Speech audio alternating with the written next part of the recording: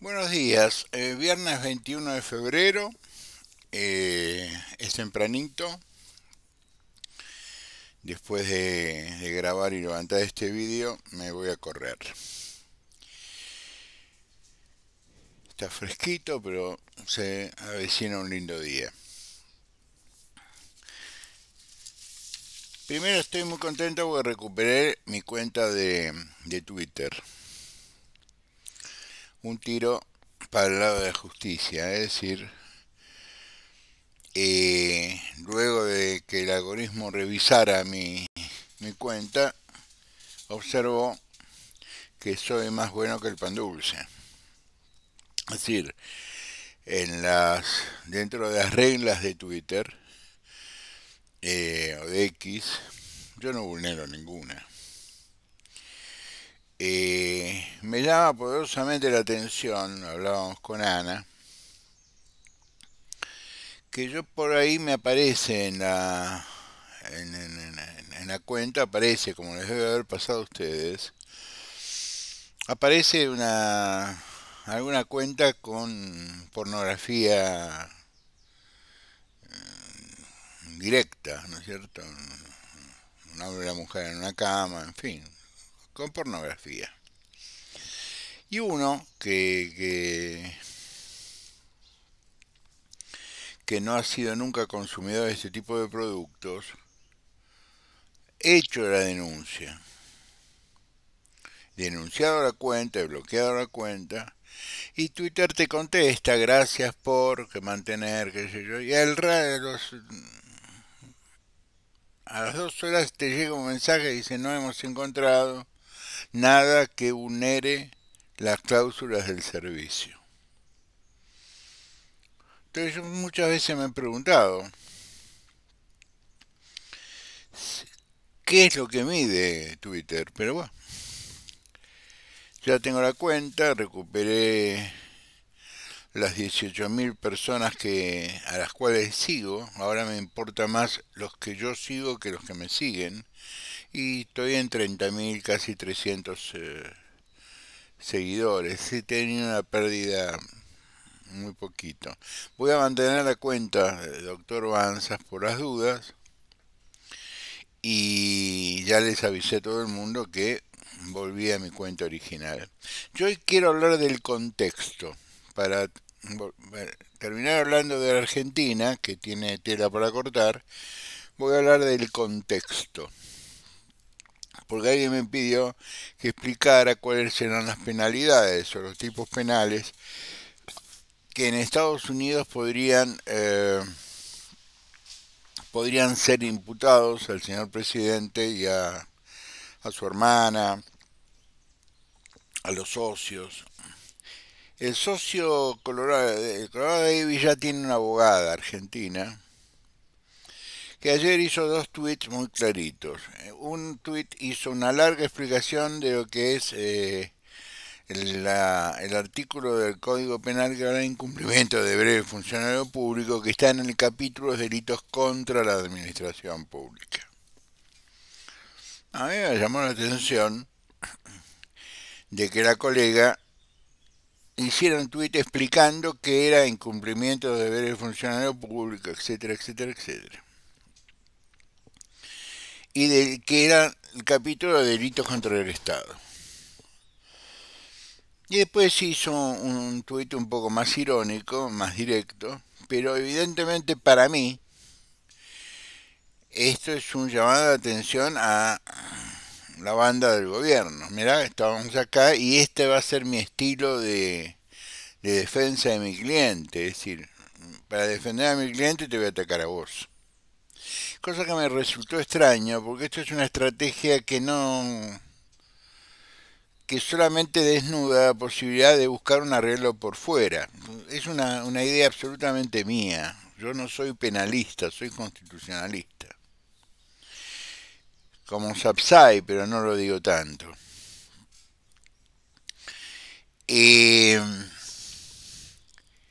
Estados Unidos hay una figura parecida a la nuestra, en algún sentido, de la asociación ilícita, que es el delito de conspiración. Es decir, el hecho de que se junte gente para conspirar entre ellos, para cometer un delito, ya de por sí esa es una figura penalmente para legislación americana es penalmente reprimible. Bueno, conspiración es uno de los términos que se están utilizando en la demanda penal, porque tiene demandas penales, unas 125, 126, y cientos de demandas civiles que van por el resarcimiento económico. La plataforma donde se formateó esta oferta, hace hoy una semana, es una plataforma seria como Google o pero una plataforma especializada en cripto. Cotiza en la bolsa de Nueva York y en esta semana ha perdido 20 mil millones de dólares en valor de sus acciones. Es decir, que en el mundo cripto, en el mundo de los valores, del mercado de valores de los Estados Unidos, ha tenido una respuesta muy importante. Entonces, conspiración es uno de los temas. La conspiración por sí tiene 20 años de prisión. Y después han tomado una decisión que esto es un delito que puede ser manejado desde el punto de vista de la vulneración de las regulaciones financieras. ¿Por qué? Por una frase. Una frase que surge del tuit del señor presidente cuando dice, esto vamos a juntar plata para pequeñas inversiones, para emprendedores. Es decir, le dio destino a ese dinero que supuestamente la cripto tenía que recaudar. Lo que no nos explicaba en el tuit, que bueno, está bien, yo junto el dinero. Ahora, ¿cómo lo voy a repartir? ¿Quién va a ser el responsable de adjudicarlo, de elegir a cuáles emprendimientos sí, cuáles emprendimientos no? ¿Me entienden?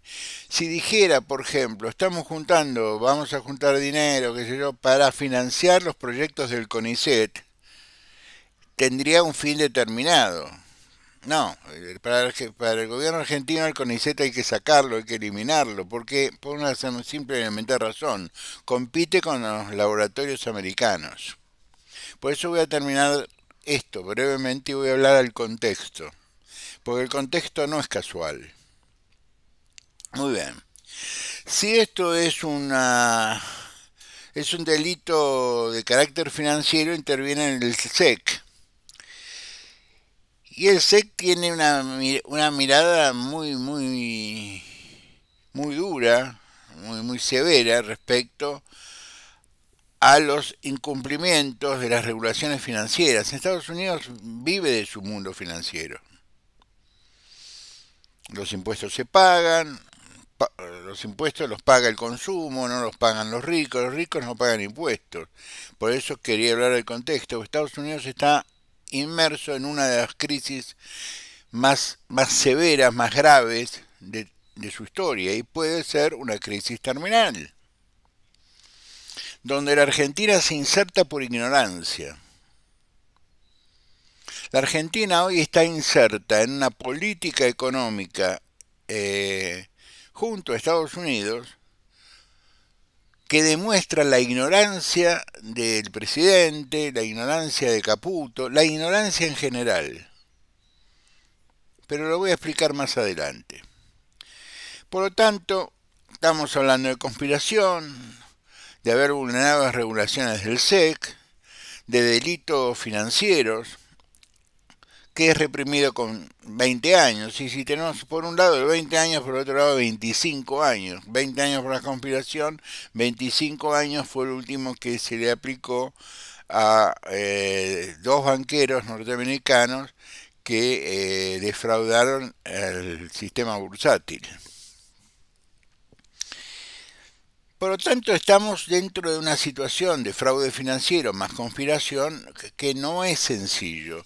Acá en Argentina están tomando un camino más o menos parecido. Por lo tanto, va a haber a partir del lunes una discusión académica, pero muy reducida si esto es un delito penal económico o es un delito penal federal simple, común. No, es un delito penal económico, con una figura agravante que es la figura de estafa.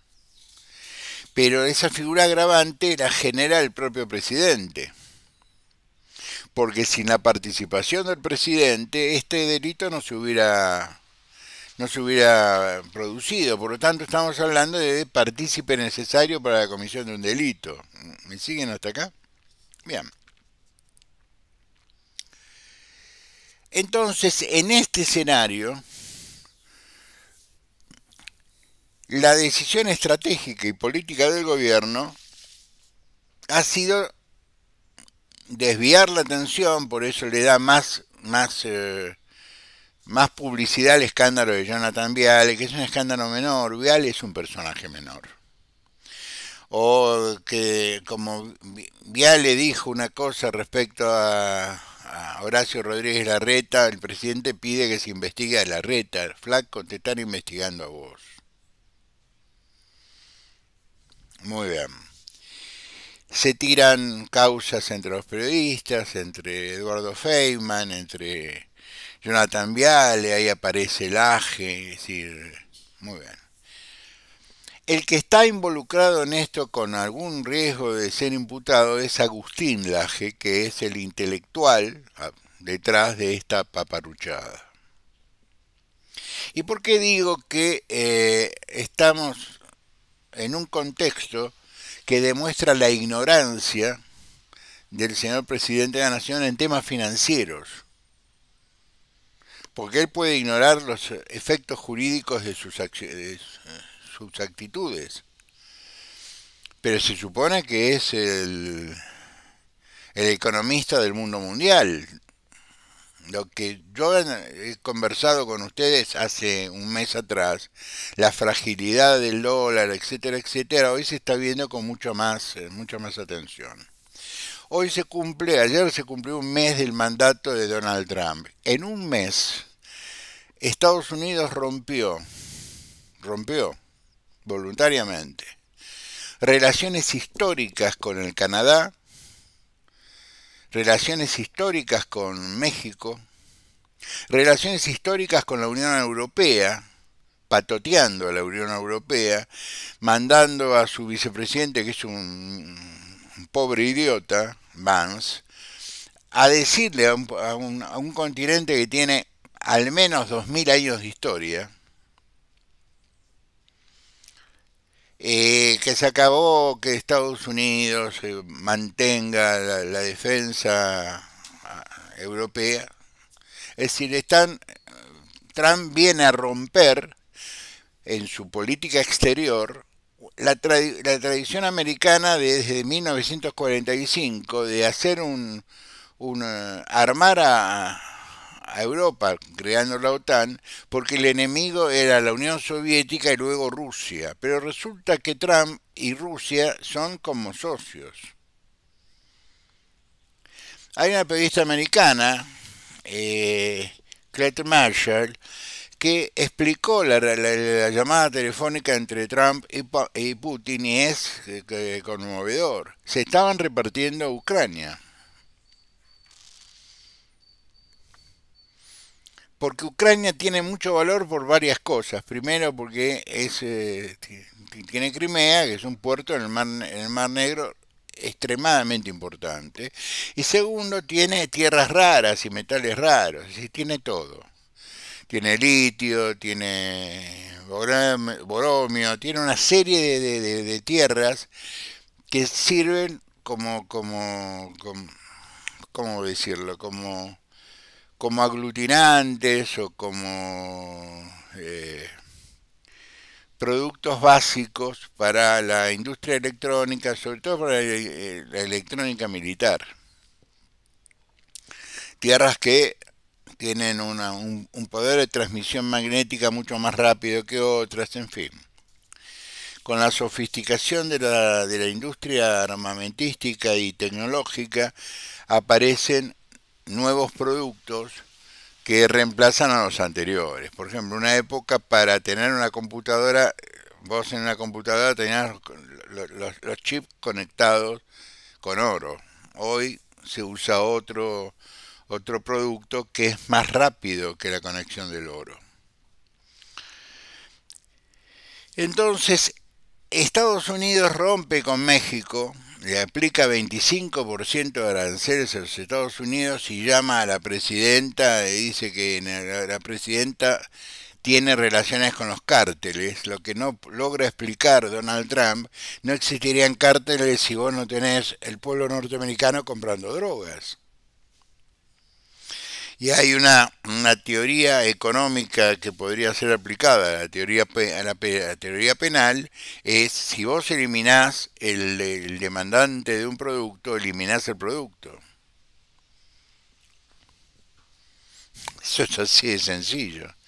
El problema de México es que está cubriendo la necesidad de mercado de un producto, en este caso el fentanilo, en este caso la cocaína. La marihuana ya no, en California hay plantaciones. Es decir, el problema es que Estados Unidos demanda y crea, la demanda americana crea los cárteles, vamos a decir las cosas como son. Muy bien. Entonces, en vez de ocuparme yo de lo que me tengo que ocupar, es de tratar de luchar contra el consumo, contra las organizaciones mafiosas que manejan el consumo, cómo triangulan el dinero, cómo blanquean el dinero producto de esta venta espuria. No, me enojo con México y la castigo a México aplicando el 25% de aranceles a todos sus productos. Y Estados Unidos, sobre todo el sur de los Estados Unidos, vive de los productos que produce México. Porque es más barato comprar en México para la economía americana. Y el primer estado que está sufriendo esta decisión del señor Trump es la península de Florida, es el estado de Florida. Ayer veíamos un documental, un noticiero americano con Anita, donde por ejemplo una bandeja de carne picada, chiquita, pequeña, cuesta $20. Para Estados Unidos $20 es un montón de dinero. No es una chirola, es un montón de dinero. Un bife de salmón, $30. Un kilo de tomates, $4. Casi como acá. Entonces Estados Unidos está, en un mes, gracias a las decisiones proteccionistas de Trump, con Canadá y con México en principio, consiguiendo el efecto contrario. Estados Unidos no estaba preparado para el congelamiento de las operaciones comerciales con Canadá y con México, y tenía una interrelación que era el ALCA. Es un tratado de libre comercio entre Canadá y México y los Estados Unidos, que le permitían interrelacionarse económicamente entre estos tres países importantes y mejorar la competitividad de los tres. Con Canadá le aplica también el 25%. Entonces, ¿Canadá qué hace? ¿Cómo contesta? ¿Cómo responde? Dice, sí, fantástico. A vos también te cargo el 25% de todo el producto americano y le cargo el 30% al turismo. Es decir, los canadienses dejaron de ir en este mes a Colorado, por ejemplo, a esquiar, porque es más caro. Y el americano medio, que es el que más consume, el americano medio, $5 le presta atención. No, esto aumentó, $5. Lo que por ahí para nosotros es una chirola, para los tipos no es una chirola. Entonces, todo el efecto en un mes, todo esto en 30 días.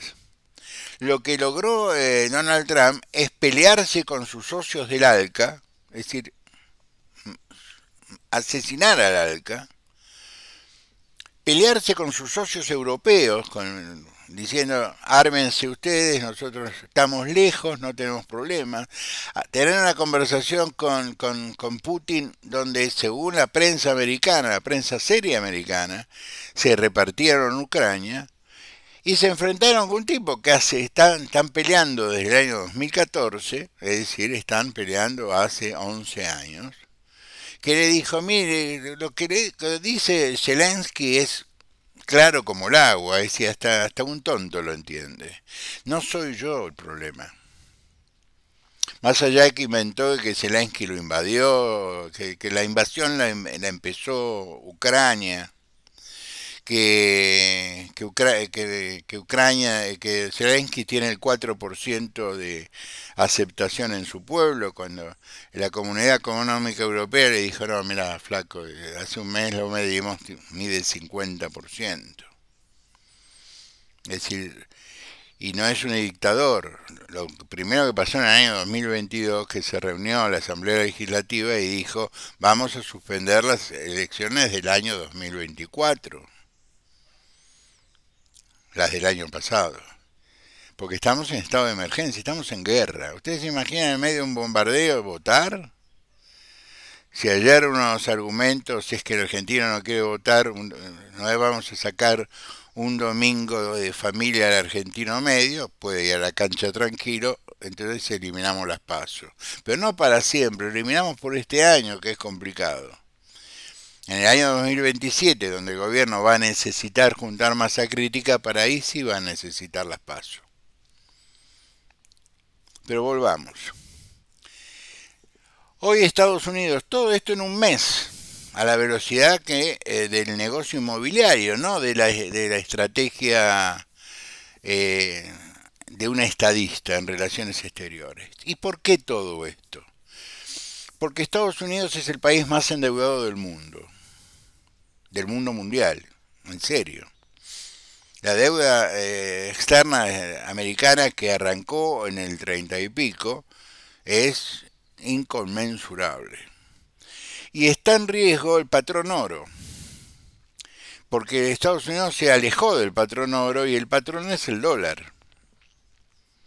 Y en el sistema americano, para que me entiendan, la Reserva Federal, que es un ente privado, le alquila o le vende por una fracción dinero al tesoro.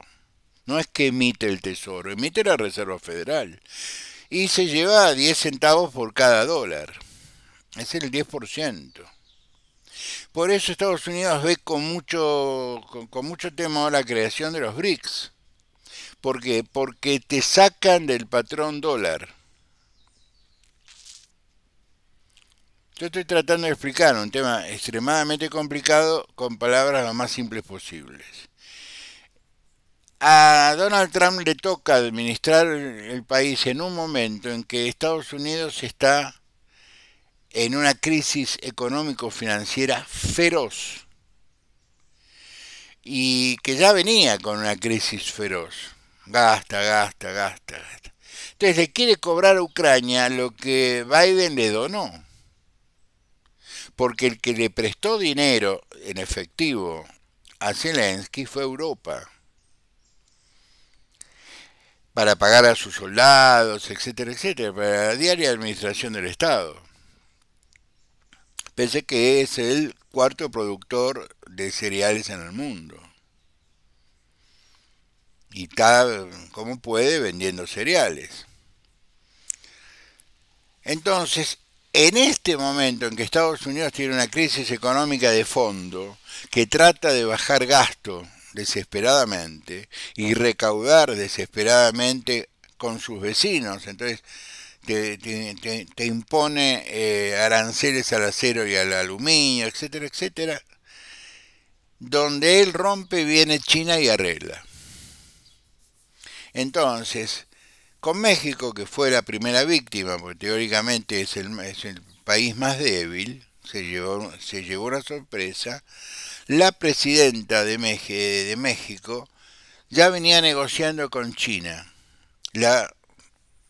China le va a dar a México todas esas piezas para la industria del automóvil que antes le vendía a Estados Unidos a México, para completar los vehículos que luego se usaban en Estados Unidos.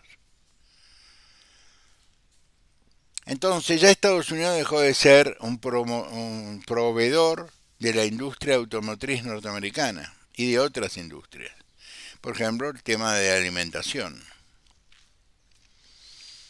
Canadá le dijo: yo no te vendo más gas y no vendo más petróleo porque tengo que vender gas y petróleo a Europa, que vos le cerraste la canilla, igual que Putin.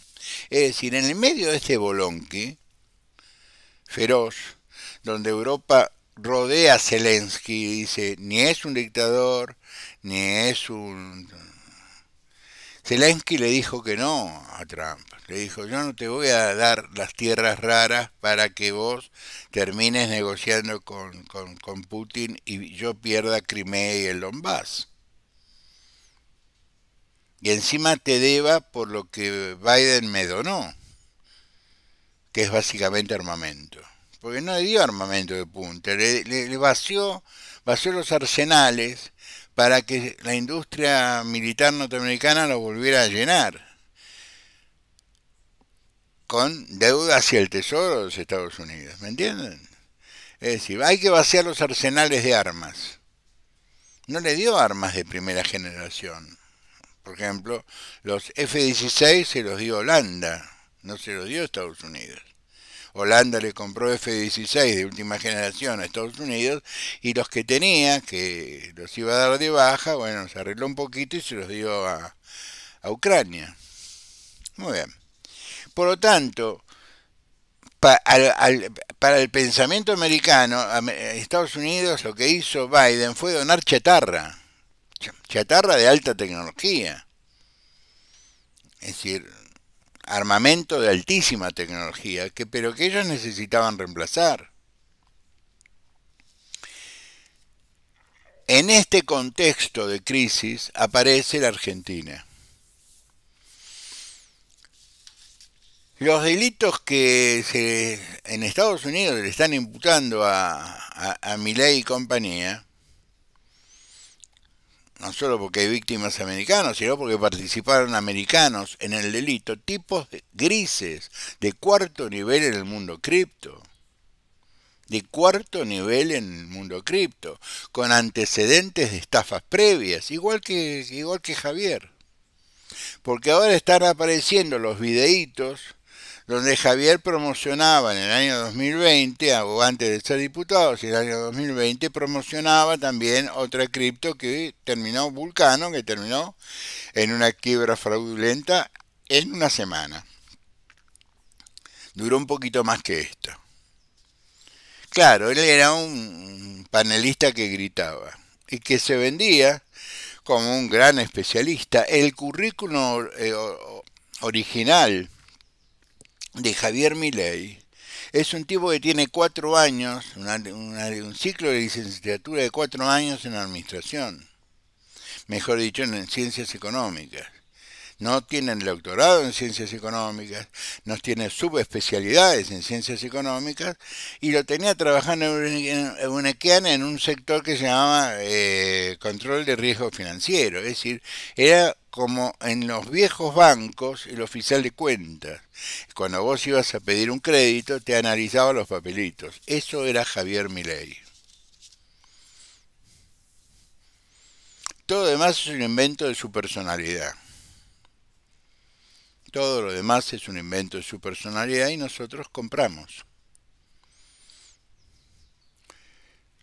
Bueno, yo no compré.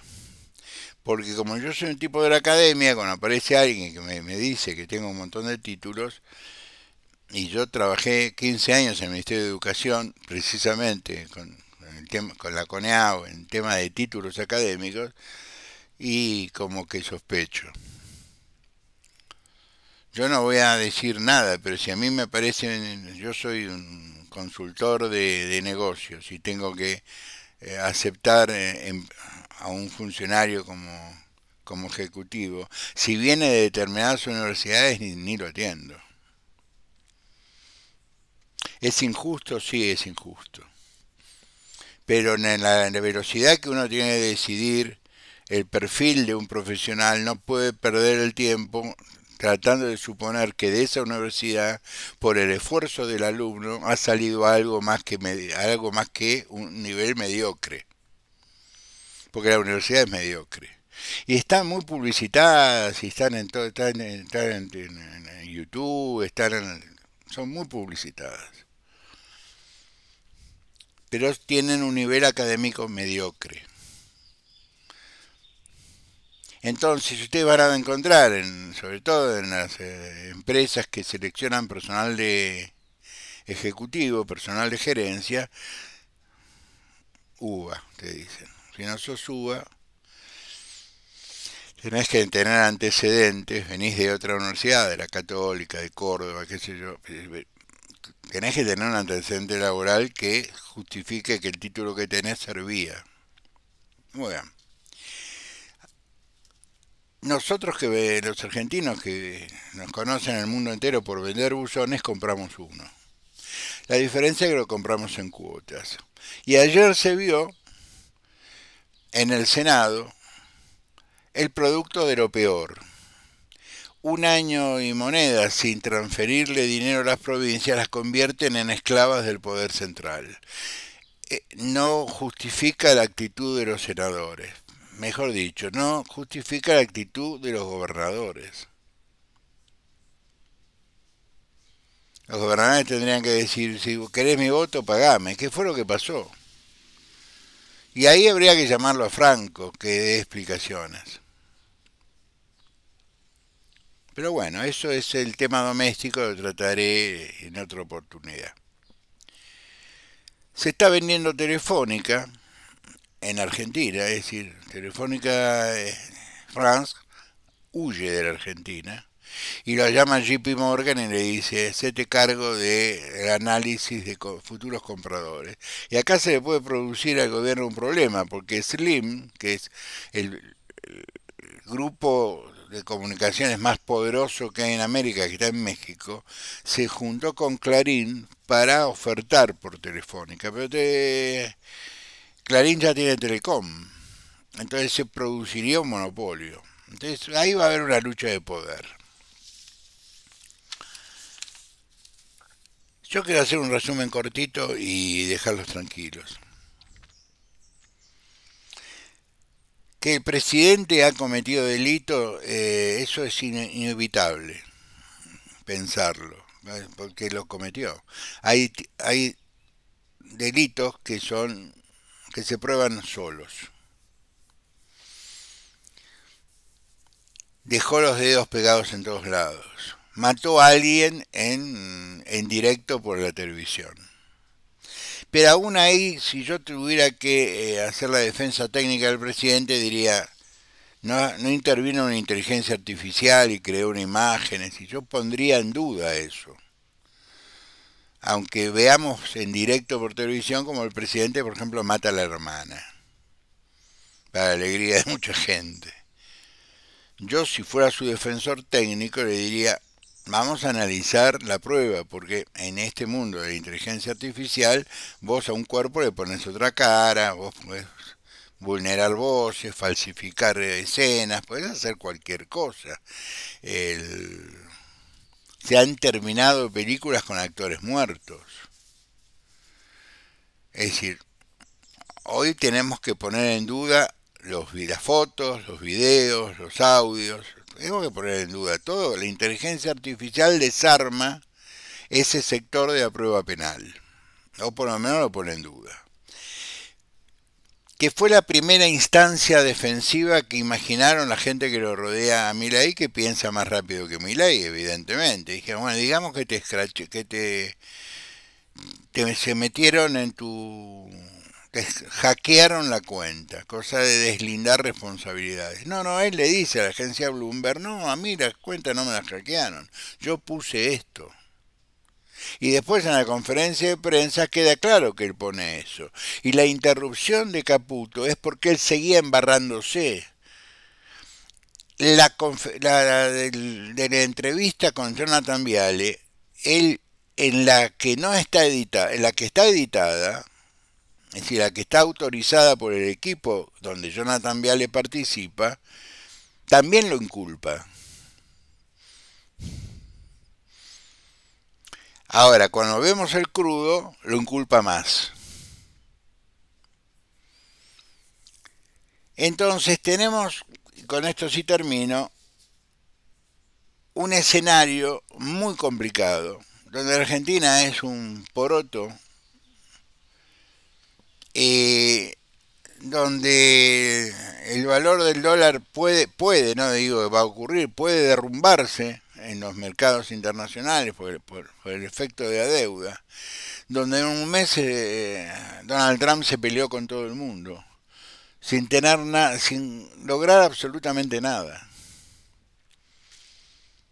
Sí, ha logrado que Europa se junte y diga, bueno, sí, vamos a poner el 5% de nuestro PBI para armarnos. Es decir, por lo tanto, hay 100.000 soldados americanos en Alemania que se pueden ir, le contestó le contestó Estados Unidos al presidente de Francia, Macron. Le dijo, nosotros nos hacemos cargo, pero hay 100.000 soldados americanos en Alemania que pueden volver perfectamente a los Estados Unidos. En este nivel de tensión logró Trump en un mes, insultando a la presidenta de México, insultándolo a Zelensky, mintiendo. Zelensky no tiene el 4% de aceptación ni es un dictador. Es un tipo que está gobernando un país en una guerra. ¿Y este tipo qué pretende? ¿Una campaña electoral como Rusia? ¿Para que le pongan un muñequito que responda a Rusia? Como es Bielorrusia. Es decir, Trump empieza a tener en su primer mes de gobierno serios problemas internos con la inflación, con la desocupación feroz, porque en Estados Unidos no hay protección laboral como hay acá. Entonces, cuando Ford, Chevrolet, el complejo, el propio complejo Tesla, empieza a tener problemas de que no coloca sus productos, porque entre un Tesla y un auto chino, la gente elige un auto chino por tecnología y por precio. Eh, Va a haber cientos de miles de despidos y Estados Unidos se encamina a una crisis. Y en esta crisis, nuestro presidente, que está imputado de delitos, va y le regala una motosierra a Elon Musk. Y con esto termino.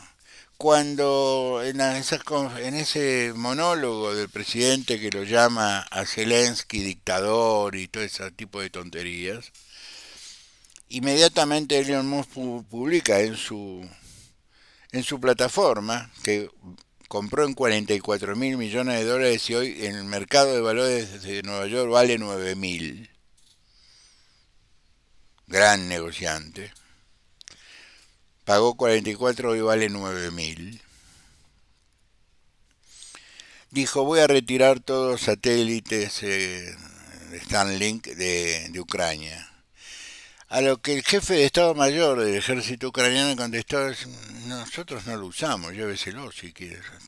Nosotros estamos usando tecnología propia para comunicar con nuestras fuerzas militares, con nuestras fuerzas en el campo. Como usted se imaginará, no le vamos a dar el monopolio de nuestras transmisiones de guerra a una empresa privada.